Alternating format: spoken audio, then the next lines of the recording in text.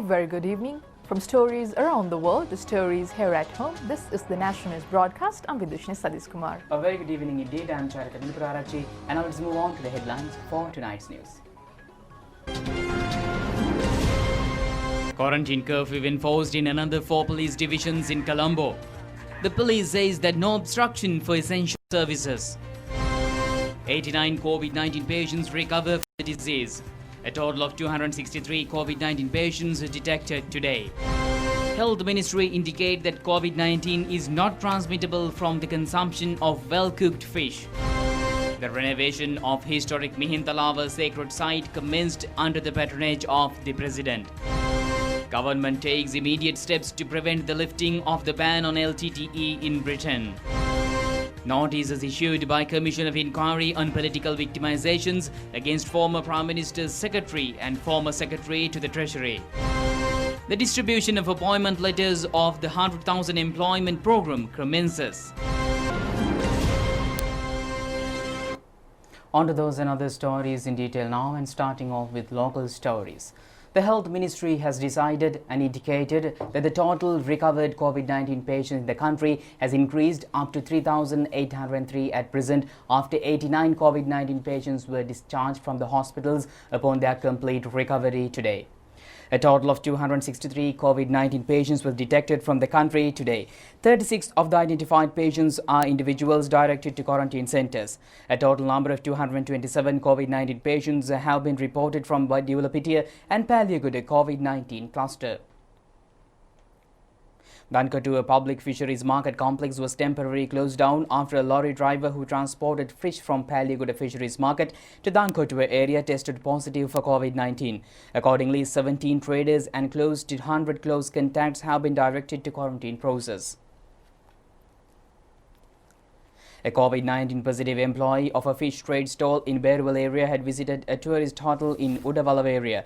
Accordingly, a vice of the medical health officer in Udavalava has indicated that 25 close contacts of the newly detected patients have been directed to self-quarantine at present.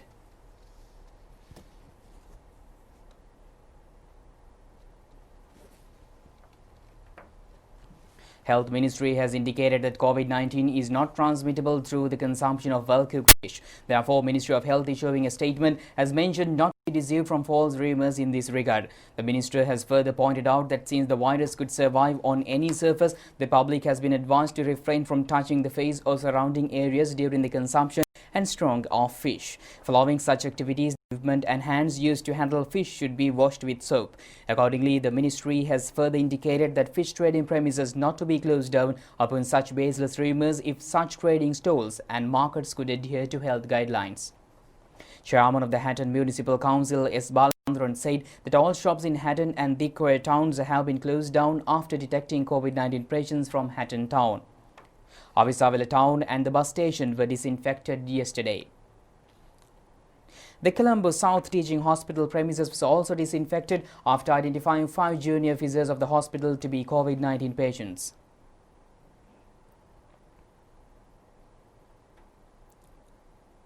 The Prime Minister's office, issuing a statement, has dismissed false news about a member of security staff of the Prime Minister's office being diagnosed with COVID-19. The Prime Minister's office has confirmed that this news is false and no internal security member of the Prime Minister's office, Temple Trees or the Vijayarama residence has been tested positive for COVID-19. The statement has further indicated that a member of the external unit of the Prime Minister's Advanced Security Division has been tested positive for COVID-19 and the respective individual has not reported to work since October 17, 2020. Meanwhile, Special Economic Centre in Veyangoda, which is currently closed down, will be reopened tomorrow under essential services. Handling over of applications for the employees' provident fund benefits will be carried out from the nearest labour office from tomorrow onwards as a precautionary measure considering the prevailing situation in the country. Head of Nutrition Department of the Medical Research Institute, Dr. Renuka Jayatissa, says that public should be more concerned over their diet in order to be safeguarded from COVID-19 pandemic. She made these remarks during a media briefing.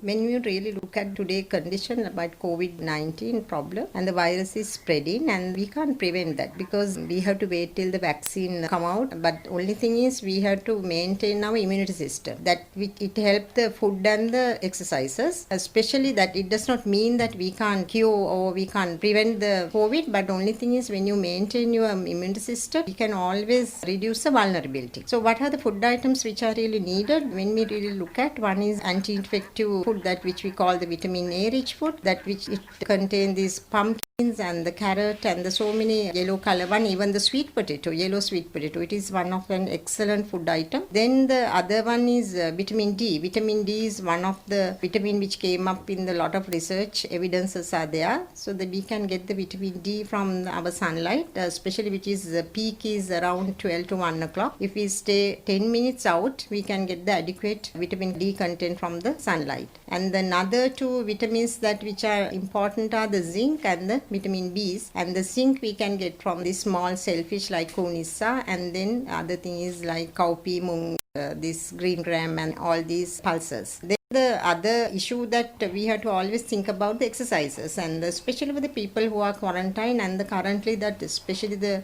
elderly people and the children are staying at home. So they have a kind of very high risk of getting into the obesity, and that because they are in the one place. And especially these exercises are very important, and they should really go out and at least go out in the sense out of the house and in the garden. If they don't have a garden, at least inside the house, the stretching, and they do a little bit of walking or some kind of exercises are really needed for them. And the most important thing is sleep, and the people have to really have adequate kind of sleep, at least minimum 6 hours per day, which will really help to maintain our immunity system. Another thing is everybody think that just walk into your market, walk into your workplace, and these are exercises. These are not real exercises. In exercises you have to involve your muscles also, especially that always we have to maintain our muscles throughout our life cycle. This is very important, and these muscles are very important to build up our structure. At the same time, that whatever we are eating, especially this sugar, what we eat, that when you have a good muscle mass, that it will absorb the sugar. Otherwise, what happens is all these in the excess sugars will go to your liver, and liver ended up with the fatty liver, and ended up with cirrhosis and finally cancers. So the exercises are really important to burn what you have consumed excess, as well as to maintain your balance, at the same time to maintain our immunity system also.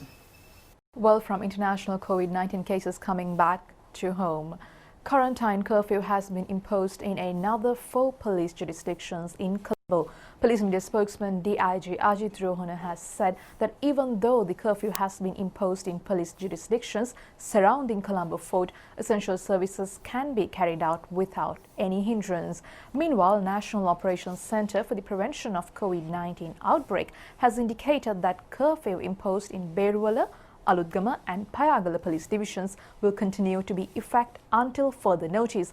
It was previously notified that the curfew enforced in these areas was scheduled to be lifted at 5 a.m. tomorrow.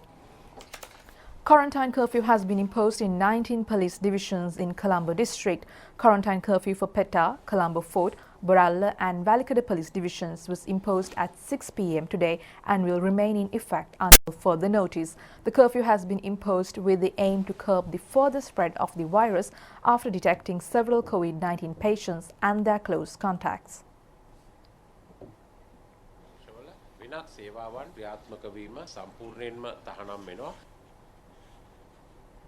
National Operations Centre for the Prevention of COVID-19 Outbreak has indicated that the curfew imposed in Gampaha district will remain in effect until further notice. The centre has further indicated that pharmacies and shops will be open from 8 a.m. to 10 p.m. tomorrow for the public to purchase essential commodities. All states and private banks in Gampaha district will also be open tomorrow, and the respective staff can report to work using their staff IDs as curfew passes. බැංකුවට යන්න එකම වාහනේ කණ්ඩායමක් හැටියට පැමිණීම, ඒ වගේම ත්‍රිරෝද රථයක වැඩි පිරිසක් පැමිණීම, යතුරු පැදියක කිහිප දෙනෙක් පැමිණීම කිසිසේත් සිදු නොකළ යුතුයි. එහෙම පැමිණියොත් ඒ අය නිරෝධායන රීතීන් උල්ලංඝනය කළ අය සලකා කටයුතු කරනවා. A quarantine curfew in Kuliyapitiya, Pannala, Giriyulla, Naramala and Dummala Surya will remain in effect until further notice. Valachina Police Division has also been isolated from last night.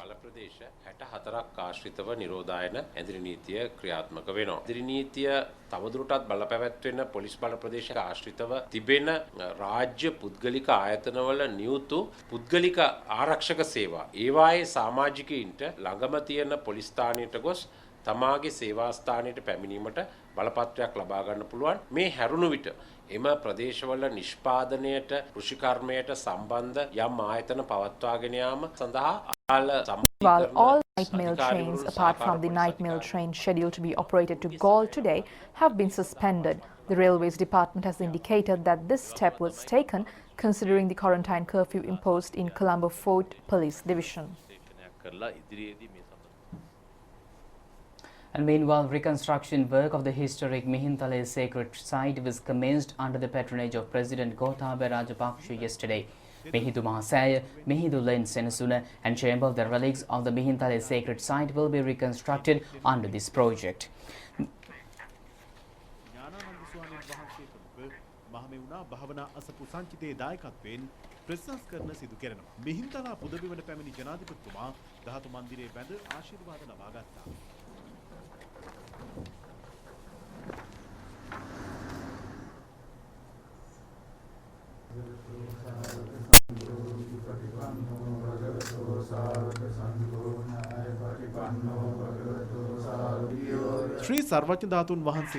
The reconstruction work was commenced marking the 2280th Attavaka Mehidupura Poya on last 23rd, which depicts the parinirvana of Arahat Mehidu Mahathera.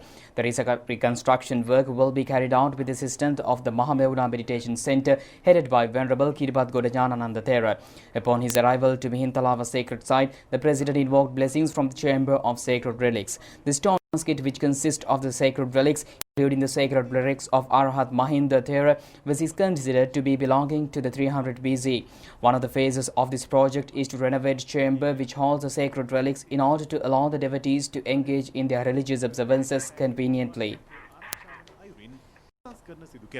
2014 වසරේ වැඩ ආරම්භ කර ඒත් 2015 වසරේ සිට ඇනහිට තිබූ ධර්මශාලා මන්දිරයේ ඉදිකිරීමද මීට සමගාමීව සිදු කෙරෙනවා. පූජ්‍ය පැල්පොළ විපස්සී හිමියන් ඊට දායකත්වයේ සපයනවා. සියලු ඉදිකිරීම් ලබන පොසොන් පොහොයට පෙර අවසන් කිරීමටයි සැලසුම් කර තිබෙන්නේ.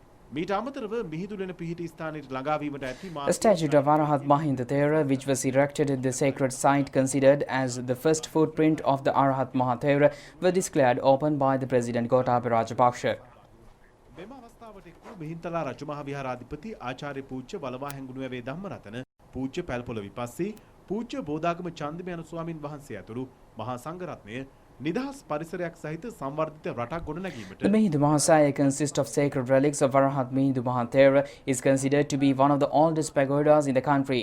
The renovation work of the pagoda will be carried out while retaining the historic features of the pagoda. All constructions related to the project expected to be completed prior to the Poson Poi Day. Meanwhile, renovation of the steps to reach the Bidu cave will be carried out with the assistance of Sri Lanka Army and Sri Lanka Navy. Subsequently, the President and participated in religious ceremonies held at the Mihintala sacred site. Minister S.M. Chandrasrena, State Ministers Dumida Disanaka, Shahan Semasinghe and Professor Channa Jayasumana and Defence Secretary Kamal Gunaratne were also present at this occasion. Prime Minister Mahinda Rajapaksa has extended his wishes commemorating the Vijayadasami Day with the hope to improve the religious harmony and diversity of the nation while uplifting the livelihood along with all benefits. Vijayadasami Day is the final day of the Navaratri festival for the kindness of goodness Pathini. Navaratri festival depicts the gratitude of the worshippers extended towards the goddesses Durga, Saraswati and Lakshmi for granting three basic needs of the human society: wealth, education and courage. In the message issued by the Prime Minister has indicated that the Hindu devotees celebrate this day with utmost respect as they commence their work, including education, artistry and also professions after worshipping the gods, with the hope that all their activities will be deemed successful on the Vijayadasami Day. Well, on other stories, the international critics have indicated that the Colombo Port City project expected to extend a strong support for the gross domestic product of the country. The project will be an immense contributor to the economy of the country, which is expecting to create around 250,000 direct and indirect employment opportunities. As a hub in Indian Ocean, Sri Lanka lies directly along one of the world's busiest shipping routes connecting East Asia, Middle East and Europe. Capital city Colombo lies directly in between financial hubs Singapore and Dubai. Productively capitalizing on this opportunity, the Sri Lankan government initiated the Colombo Port City project with the aim to transform Colombo City into the global financial hub. Under the Colombo Port City project, a beautified city will be constructed in the ocean equipped with all state-of-the-art infrastructural facilities at an expense of $14.4 billion. The city, which is also expected to be a tourist attraction, has been planned on a reclaimed land in the ocean stretching over 2.7 square kilometers directly connecting to the Colombo port. The Colombo Port City expected to be consisted of all financial activities contributing towards the economic development of the country.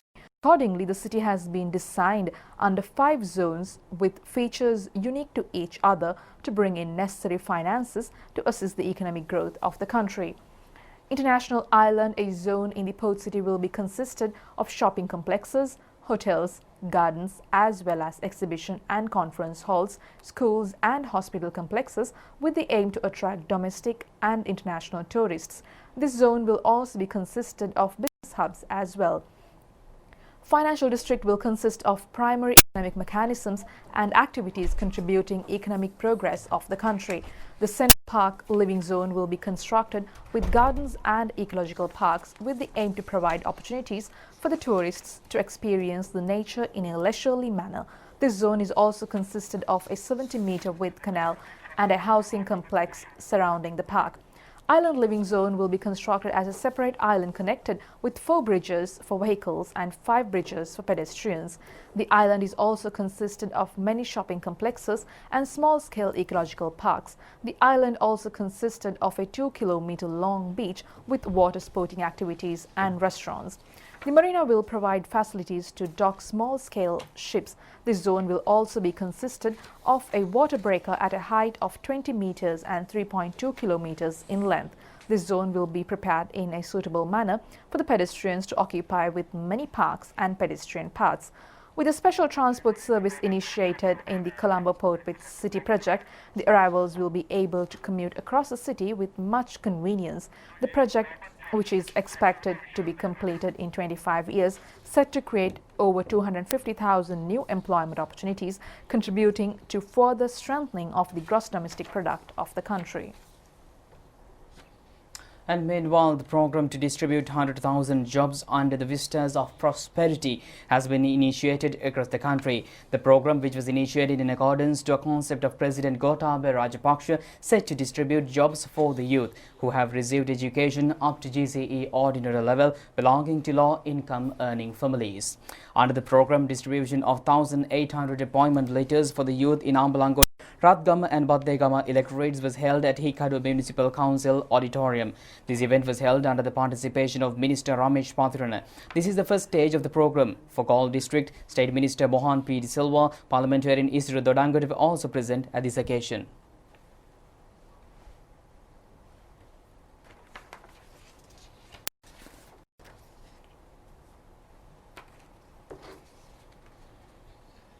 Appointment letters were handed over to qualified individuals in Vauna district yesterday. The event was held under the patronage of parliamentarian Khadrar Mastan.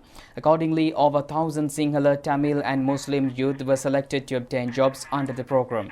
Under the first phase of the program, distribution of appointment letters for 1,100 persons in 7 divisional secretariat divisions in Polonnaruwa district was held today. It was held with the participation of State Minister Roshan Ranasinghe.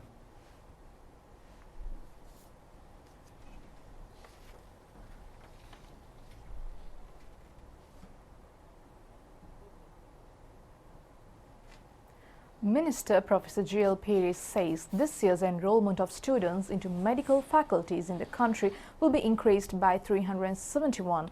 The The minister made these remarks while attending a ceremony to commence the construction of several buildings of the medical faculty of University of Sabaragamuwa.